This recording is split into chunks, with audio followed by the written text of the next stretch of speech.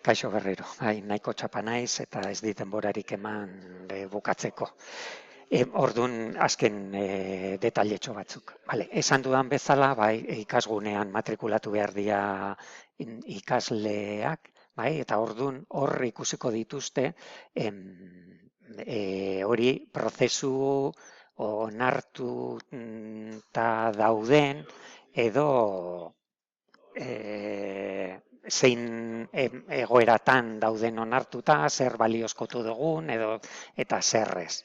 Orduan, hor sartzen direnean ikusiko dute, nahi badezu jakin gutxi gora bera, izango dute eskerreko panelean olako desplegable bat, eta hor aukeratu behar dute procesos administrativos y ayudas, procesos de admisión, eta hor markatzen badute, agertuko zaio prozesu honetan daudela matrikulatuta, graduatu EPA proba libreak edo lako zeo zer, eta orduan hor ikusiko dute, hemen agertuko zaie tekstu hori, proba libreak EPA edo lakorik, eta orduan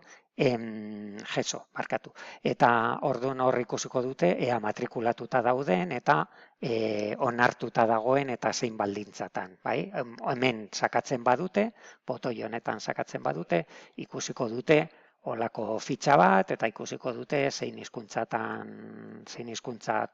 aukeratu duten eta zer konbalidatu zaion eta zertan dago matrikulatuta. Hemen agertzen dira adibidez 3 aukerak.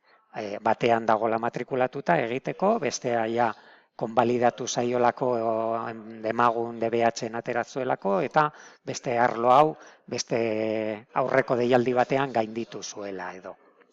Orduan, emaitza hauek agertuko zaie, lehen esan dugun bezala, publikazion provisional ikasgunea, maiatzaren 14tik aurrera. Hor izango dituzte 3 egun erreklamazioak egiteko, igual Euskara salbuespena onartu ez zaielako edo lakorik, eta orduan gero ja agertuko zaio azken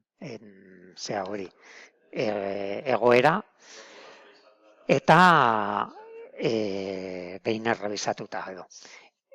Eta gero ja proba egin behar dituzte, eta hauek bezalako beste 2 pauso egongo dira emaitza behin-behineko emaitzekin, azterketak eginda, eta behin-betiko emaitzekin.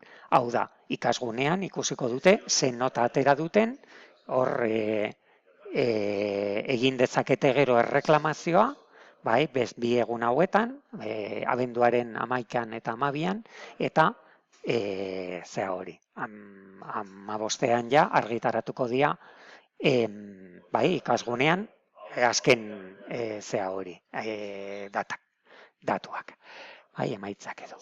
Orduan, beti esan behar diegu ikaslei, hemen daudela,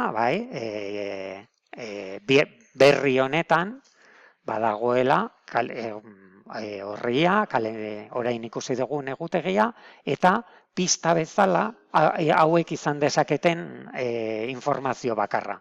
Kurrikuluma eta materiala eskatzen dutenean ez daukagu lakorik. Orduan, beti izan behar dute, dauzkate, hemen aurreko urtetako 2 deialdietan egindako azterketak. Eta hauek prestatu behar dituzte, hemen begiratu abertzen nolako galderak egon daitezken horretan. Hau da gutxi gora bera haiei esplikatu behar dieguna.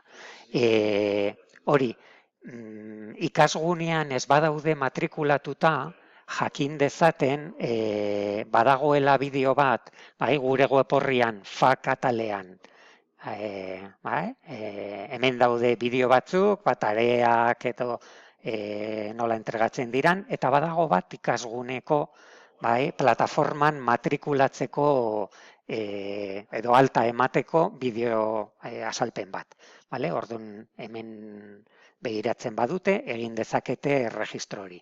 Erregistro hortan egiteko izan behar dute. Alde batetik, korreo elektroniko bat, bai, prozesuak eskatuko dielako, korreo elektroniko, telefono, hori, mezu bat bidaliko zaielako, aktibatzeko eta ez dakit zer, eta gero izan behar dute, erregistratzeko, edo nortasun agiria, edo egoitza baimena. Vale.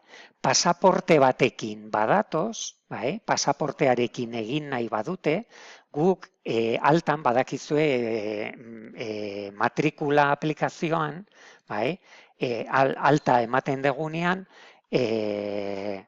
ezin degula identifikazio bezala pasaporte zenbakia jarri. Ordun, bai, datuenetan, bai, hor markatu behar dugu pasaportea, vale?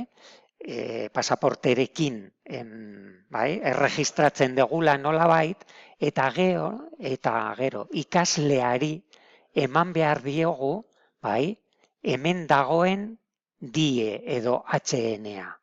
Bai, zenbaki hau behin alta eman da, bai, aplikazioak sortuko dio ikasle horri, bai, identifikatzeko zenbaki bat, bai, pasaportearekin ezin degulako hori, indize hori, nagusia bezala markatu, bale? Orduan, hori da gutxi gora bera, esplikatu nahi dudana. Sentitzen dut holako txapa bat izatia, baina horrela pixka bat oso ezberdina da aurten. Orduan, edozein galdera izan ezkeo, hemen topatuko nauzue. Bale? Venga, eskerrik asko.